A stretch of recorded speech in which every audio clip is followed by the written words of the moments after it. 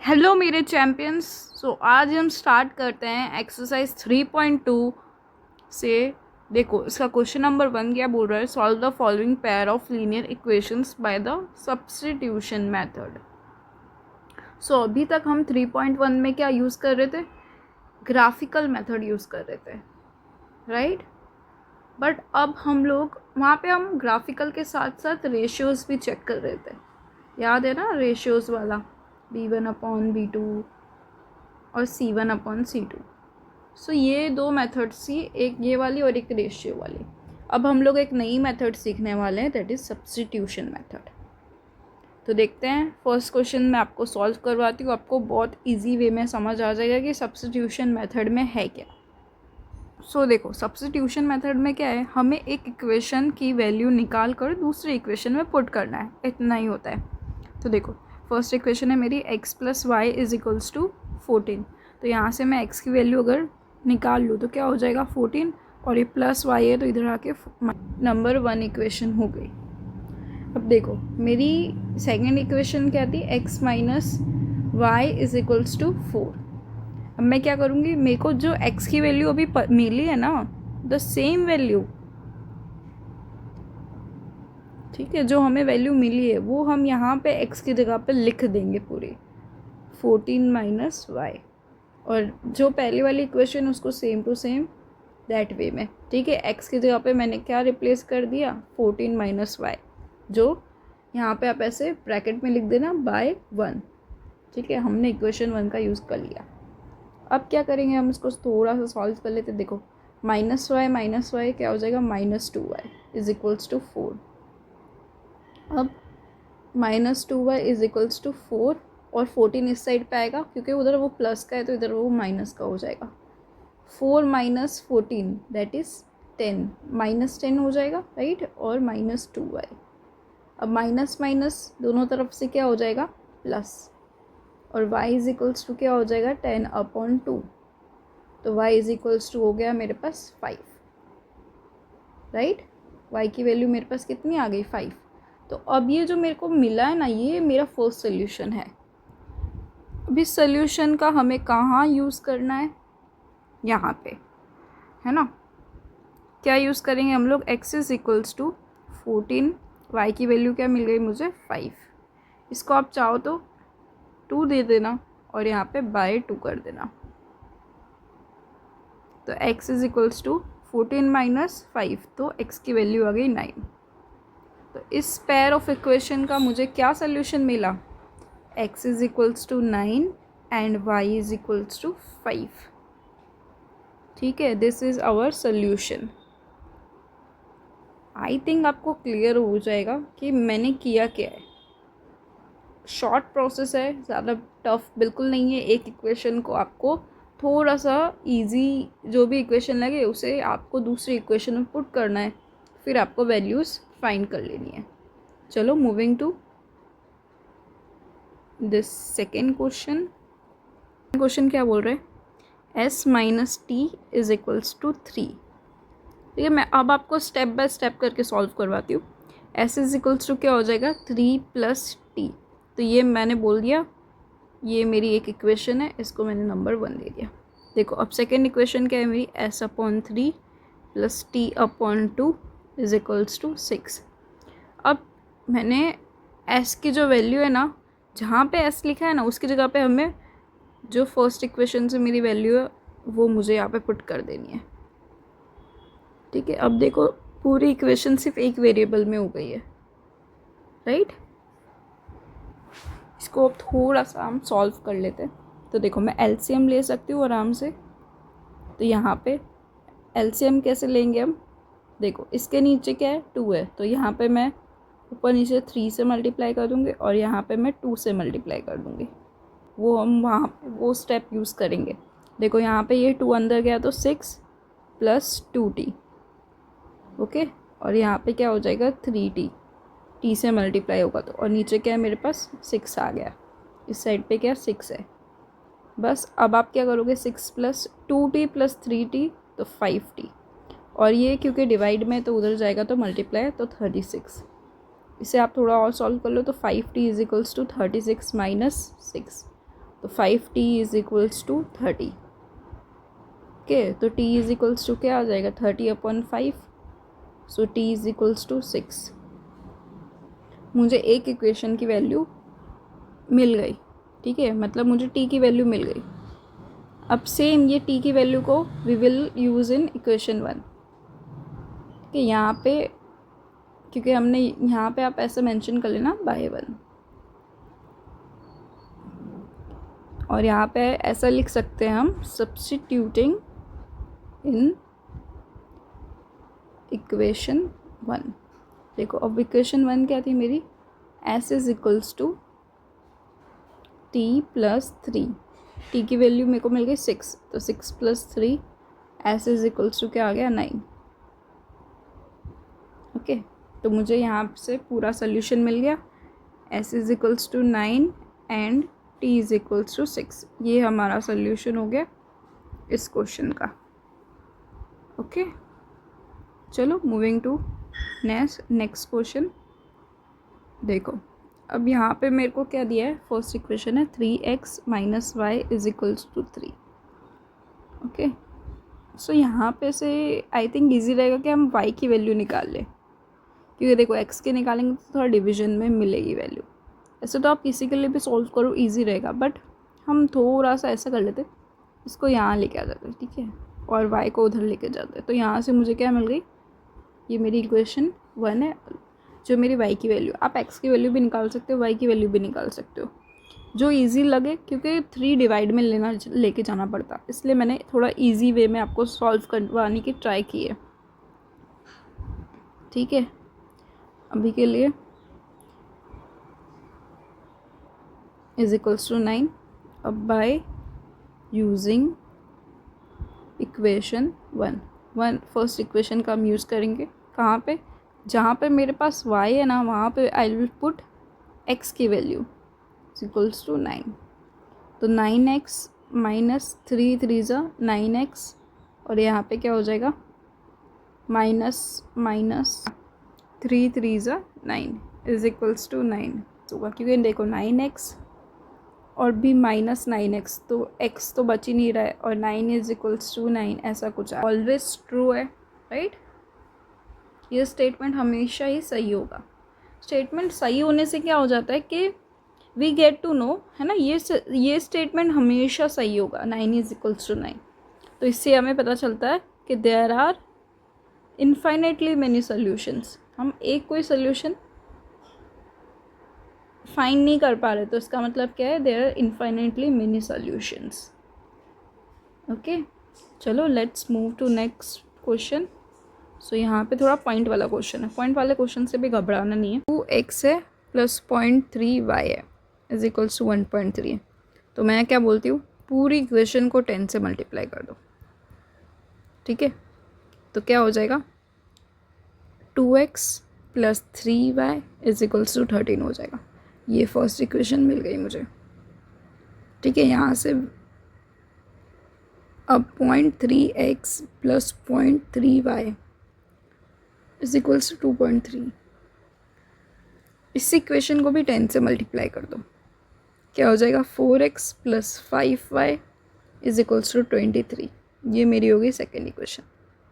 Okay, अब first equation से मैं वैल्यूज निकालूंगी और उससे मैं सेकेंड इक्वेशन में पुट करूँगी। 2x इज इक्वल्स टू, मैं क्या कर सकती हूँ,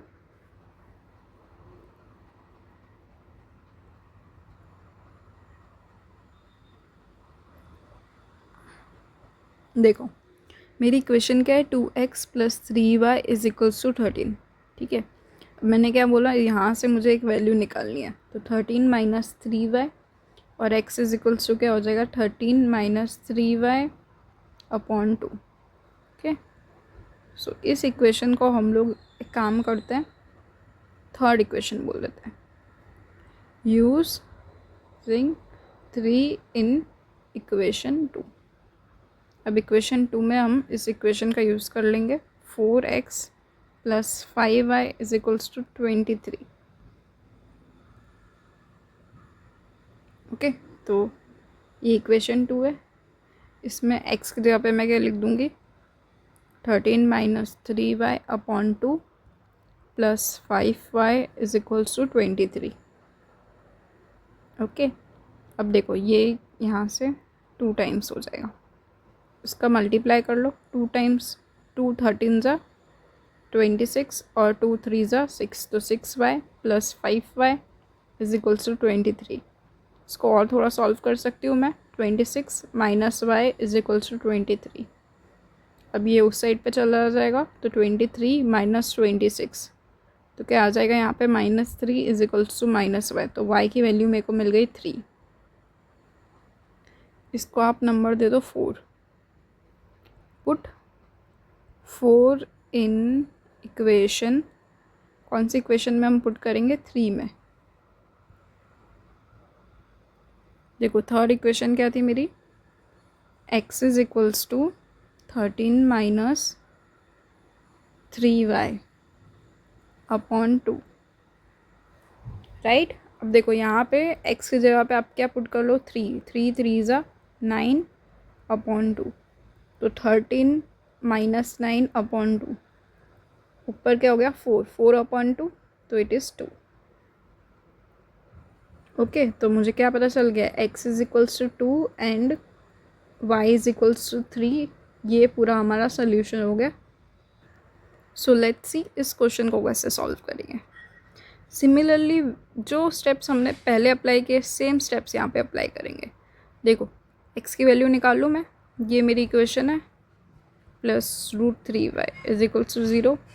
x की वैल्यू क्या हो जाएगी? ये उधर जाएगा तो -√3y और नीचे √2। ठीक है, ये मेरी हो गई x की वैल्यू।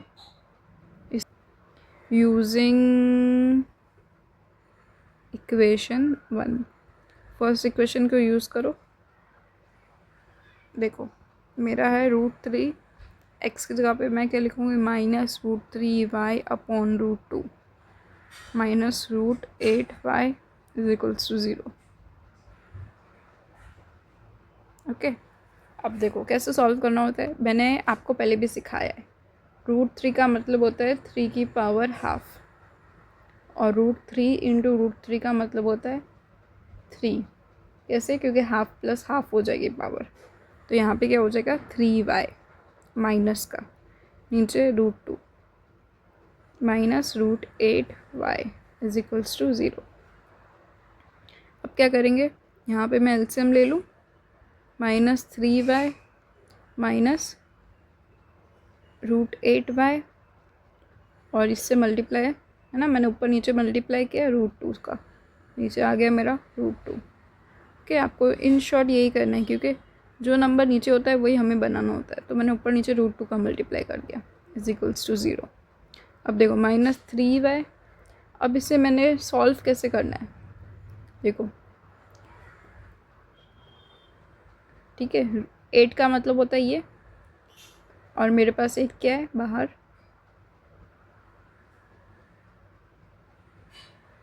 √2y, और एक है मेरे पास √2।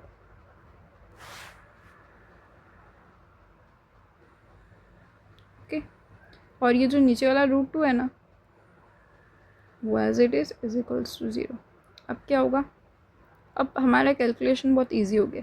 देखो यहाँ पे 2 इंटू 2 है, तो मैं एक, है ना, कभी भी अगर 2 इंटू 2 है ना, तो √4 हो जाता है, तो 4 की वैल्यू क्या होती है? √2।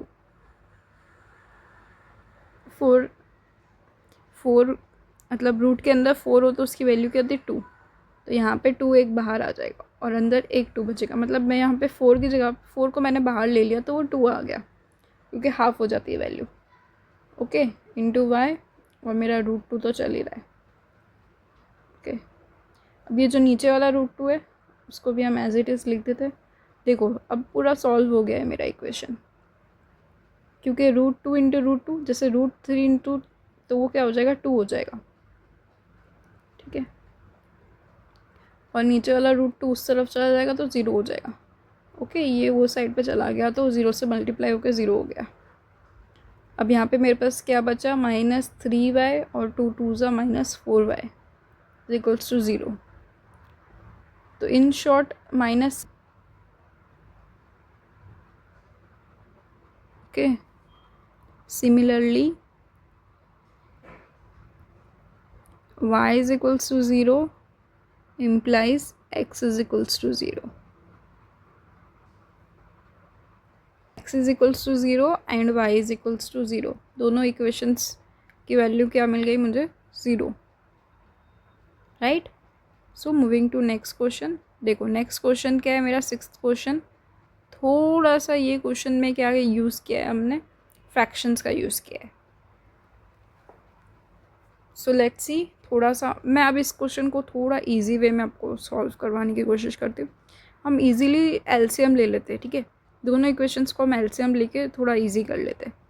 देखो यहाँ पे एलसीएम लूँगी तो ऊपर नीचे किसका मल्टीप्लाई करूँगी मैं? 3 का मल्टीप्लाई करूँगी.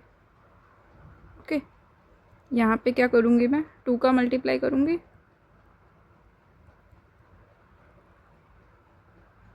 ओके, तो ये इक्वेशन क्या बन जाएगी मेरी? देखो इक्वेशन क्या बनेगी? 3 3 ज़ा 9x, नीचे 6 माइनस 5 2 ज़ा 10 10y और नीचे 6 इज इक्वल्स टू -2. ठीक है, यही हमारी इक्वेशन अभी बनी है. अब मैं इसको सॉल्व कर दूँ तो क्या हो जाएगा यहाँ पे? -12. तो ये मेरे को मिल गई अपनी first equation. Okay, second equation को भी हम थोड़ा सा सॉल्व. इक्वेशन क्या थी मेरी? x/3 plus y/2 is equals to 13/6. मैंने क्या बोला? यहाँ पे एलसीएम लेंगे तो यहाँ पे मैं 2 से मल्टीप्लाई करूँगी और यहाँ पे 3 से मल्टीप्लाई करूँगी. तो क्या मिल जाएगा? 2x/6 plus 3y/6 is equals to 13/6. यहाँ पे नीचे 6 आ जाएगा. 2x plus 3y is equals to 13/6. कोई भी चीज़ डिवाइड में हो तो उस साइड पे क्या हो जाएगी? मल्टीप्लाई. ओके, तो 13/6 और मल्टीप्लाई में 6, तो 6 to 6 कैंसिल. तो मेरे को क्या इक्वेशन मिल गई? 3x plus 2x plus 3y is equals to 13. Okay, दोनों इक्वेशंस मिल चुकी है. अब इन दो इक्वेशंस को वी विल सॉल्व.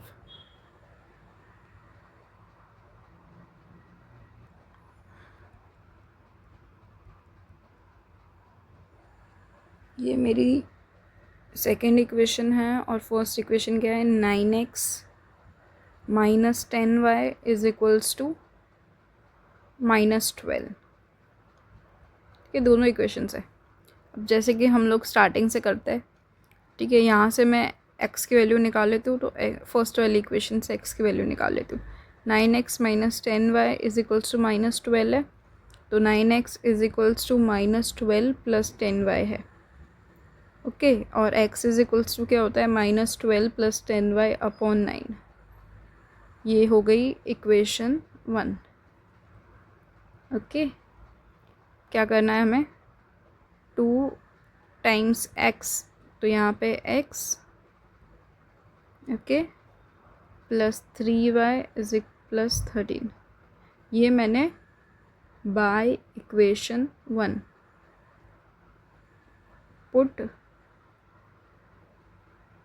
पुटिंग. ठीक है, मैंने इक्वेशन 2 में क्या किया? देखो इक्वेशन 2 क्या थी हमारी? 2x plus 3y is equals to 13. तो जहाँ पे भी x था तो x की जगह पे मैंने ऊपर वाले x की वैल्यू आराम से पुट कर दी. ओके, तो देखो अब इसको थोड़ा सॉल्व कर दे. 2 अंडर मल्टीप्लाई हो जाएगा -24. ठीक है, प्लस 2 10 × 20 और नीचे क्या बच गया मेरा? 9. ग्रेट.